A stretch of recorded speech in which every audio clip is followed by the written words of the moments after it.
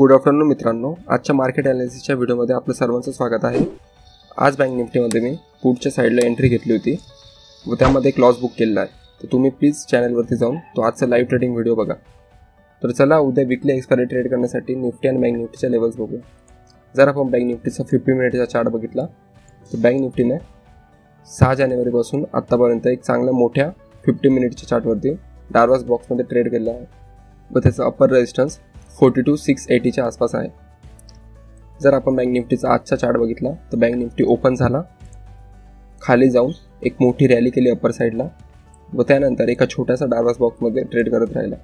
जर उद्या bank Nifty या रेंजमध्ये ओपन होऊन वरच्या साईडला येऊन 5-10 मिनिटांनी ब्रेकआउट देतो तर हा जो मोठा डार्वास बॉक्स आहे तर इथे बँक निफ्टीने खूप वेळेस रेजिस्टन्स घेतलेला आहे, एक वेळेस, दोन वेळेस, 3, 4 आणि पुन्हा इथे रेजिस्टन्स घेऊ शकतो। तर जेव्हा पण इथे ब्रेकआउट येईल तेव्हा आपण या टार्गेटसाठी ट्रेड प्लॅन करू शकतो।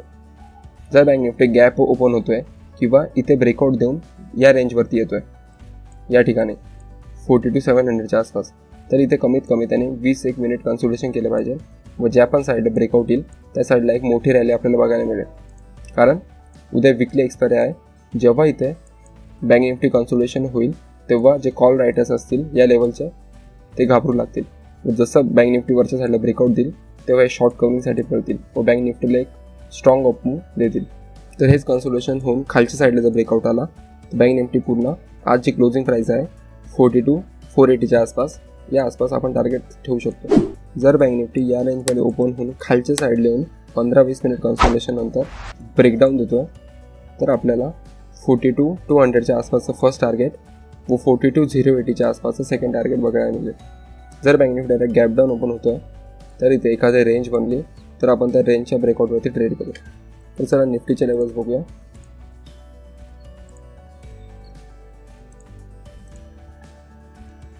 निफ्टीने खूप चांगली क्लोजिंग दिली आहे व पूर्ण दिवस एका साईडच्या अप मूव्ह दिल्यानंतर एका छोट्याशा बॉक्समध्ये जाऊन फ्लॅग अँड फोलचं फॉर्मेशन करून क्लोजिंग दिलं आहे। जर आपण निफ्टीचं वरचा रेजिस्टन्स बघितला तर निफ्टीला वरती रेजिस्टन्स 18,230च्या आसपास मिळेल।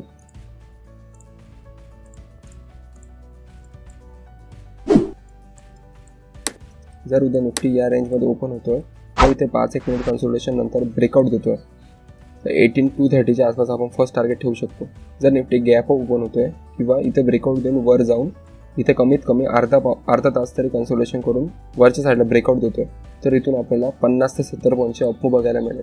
जर निफ्टी इथे या रेंजमध्ये ओपन होऊन खालच्या साईडला येऊन 5-10 मिनिट कन्सोलिडेशन नंतर ब्रेकडाऊन देतो तर 18,105 हे आपलं फर्स्ट टार्गेट असेल व 18,017 हे आपलं सेकंड टार्गेट असेल। जर निफ्टी गॅप डाऊन ओपन होतं या रेंजमध्ये कुठे पण तर इथे खूप बुलिश मोमेंटम आलेला आहे व बाहेरच इतक्या इझिली निफ्टीला खाली जाऊन देणार नाही, तर इथे आपल्याला पुन्हा एखादं बुलिश कॅन्डल बघून अपर साईजचा ट्रेड आपण घेऊ शकतो।